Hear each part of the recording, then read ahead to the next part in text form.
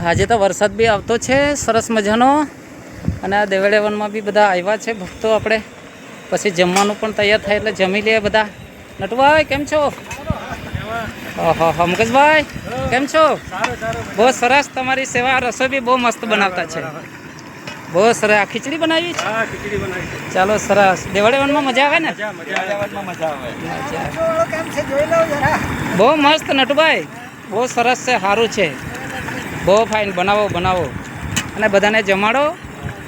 અને અહીંયા કંસરી માય છે આ દેવળિયા વનમાં, તો એના આશીર્વાદથી કંઈ ખૂટે એવું હજુ સુધી બન્યું નથી. તો આપણે સરસ મજાનું વન ભોજન બી આજે આપણે કરવાનું છે. અરે જેટલા પણ બધા આવ્યા છે એને બધાને મારા ખૂબ ખૂબ આભાર. અને વારંવાર તમે આવતા રહો અને આપણી સંસ્કૃતિ આપણે બચાવીએ. આપણે સનાતન ધર્મ, હિન્દુ ધર્મને રક્ષા કરીએ, સાથે મળીને રહીએ અને આપણે બધાને ઉપયોગી થઈએ. આવા ભાવથી આપણે ધર્મની સાથે ચાલતા શીખીએ. બરાબર ને? બહુ સરસ. પ્રકૃતિના દેવી દેવતાઓને આપણે પૂજનારા કહેવાઈએ એટલે બહુ સરસ કહેવાય, સારી વાત કહેવાય. બરાબર ને? હવે આ ડોલવણ તાલુકામાં છે અને તાપી જિલ્લો મારો લાગે. જેને પણ આવવું હોય ઉનાઈ બુહારી વિહારાથી ત્રણેય બાજુથી આવાય. બરાબર ને? તો ચાલો આપણે થોડું ભક્તોને નીચેના દ્રશ્યનું દર્શન કરાવીએ. બરાબર? ચાલો.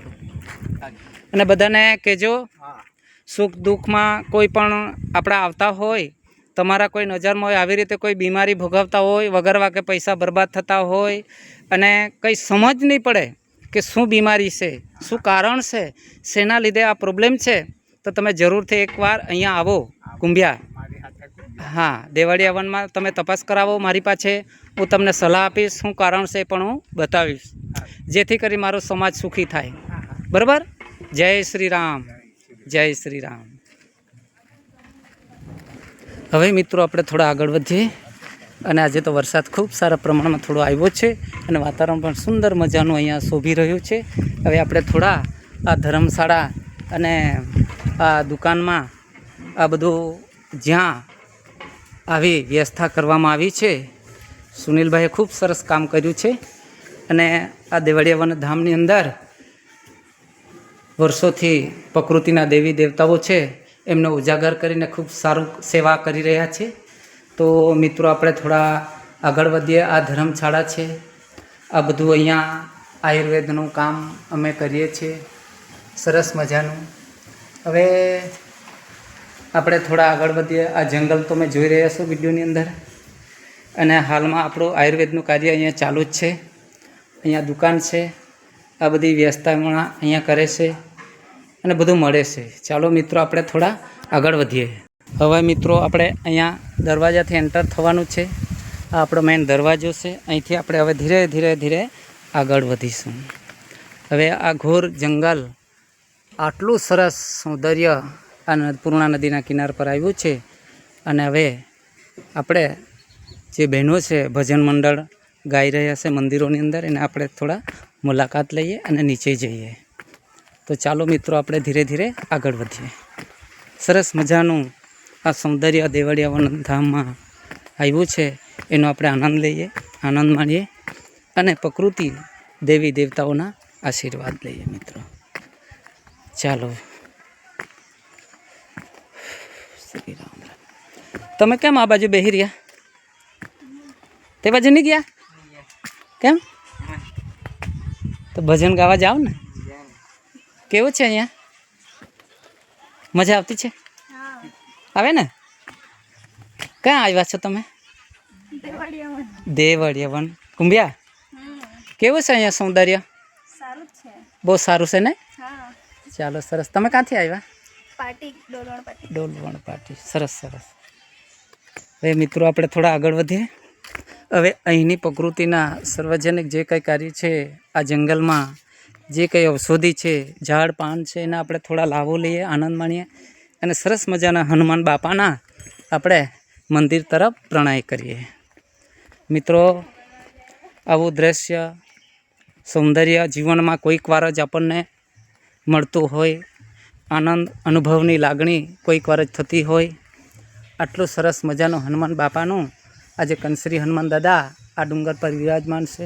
હવે આટલા પગથિયા ચડીને આપણે એના દર્શન કરવા જવાનો છે. આ ડુંગરના ટોચ ઉપર આવ્યું છે હનુમાન બાપાનું મંદિર, અને આ 100-150 વર્ષો જૂના આ ઘોર જંગલ અહીં ઉપસ્થિત છે.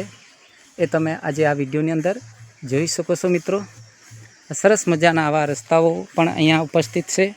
તમારે કોઈ કાર્યક્રમ પ્રોગ્રામ કંઈ કરવું હોય તો તમે અહીંયા આવી શકો છો અને સંપર્ક કરી શકો છો મિત્રો. સરસ મજાના વનભોજન માટે આપણે એકબીજાના સહાયક બનીએ અને આગળ વધીએ. હવે મિત્રો આપણે બીજા મંદિરો તરફ પ્રણાય કરીએ. ઘણા બધા મંદિરો છે, સૌંદર્ય છે. આ મોટા ઘોર આ જંગલની અંદર સરસ મજાનું વાતાવરણ છે. અને મિત્રો ઘણા સમયથી મેં વિડીયો બનાવ્યો ન હતો, મારી પાસે સમય નહીં હતો, એટલે આજે થોડો હું વિડીયો બનાવીને મૂકું છું, જેથી કરીને ભાવિક ભક્તોને ખબર પડે કે આ કાર્ય ચાલુ છે, કાર્યરત છે. અને આપણા નજીકમાં જ આ પ્રકૃતિના સૌંદર્યની અંદર વિરાજમાન મહાકાળી માતા, મા કંસરી માતાનું આ સાનિધ્યમાં મંદિરો આવ્યા છે. તો આપણે એનું ખરેખર દર્શન કરવા જોઈએ. કેવું છે હવે પૂછ્યું? નથી પૂછ્યું. કઈ ગામ આપણું? ચીખલી છે. હા, ચીખલી તાલુકો છે. કોને લાવ્યા છે આપણે? બેનને લાવ્યા છે ને? બરોબર, સરસ. તો તમે કેમાં ખબર પડી અહીંયા? મારો વિડીયો જોઈને આવ્યા. ચાલો, ખૂબ સરસ. બેનને સારું છે હવે? હા, કંઈ નહીં, બધે દર્શન કરી લો. સારું, ચાલો, જય શ્રી રામ. ખૂબ સરસ. ચિંતા નહીં કરતા, દર્શન કરી લો, પછી ત્યાંથી દવા લઈ લો. આવતા રહેજો આપણે. હા, ચાલો મિત્રો, હવે થોડા આગળ વધીએ આપણે.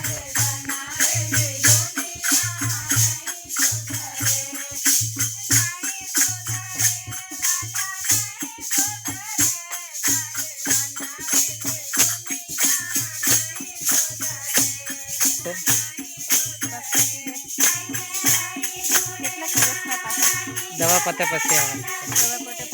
હા, બરોબર. કંઈ નહીં, જય શ્રી રામ, જય માતાજી. તા ઉપર બેસો, પછી તમને દવા આપો. હા, જય.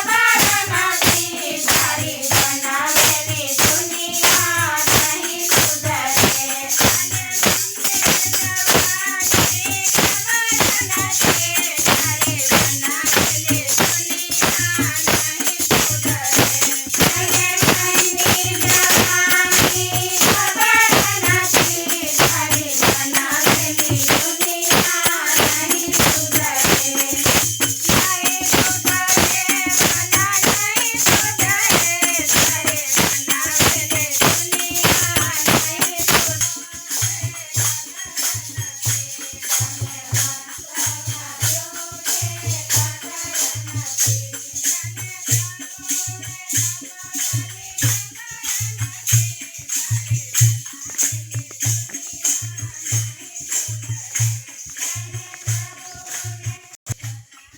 મિત્રો આ ચોકીદારના કેદારનું મંદિર, આવું રળિયામણું સૌંદર્ય, ઝાડ જંગલ, તમે જરૂરથી આ વિડીયો જોઈને પધારજો.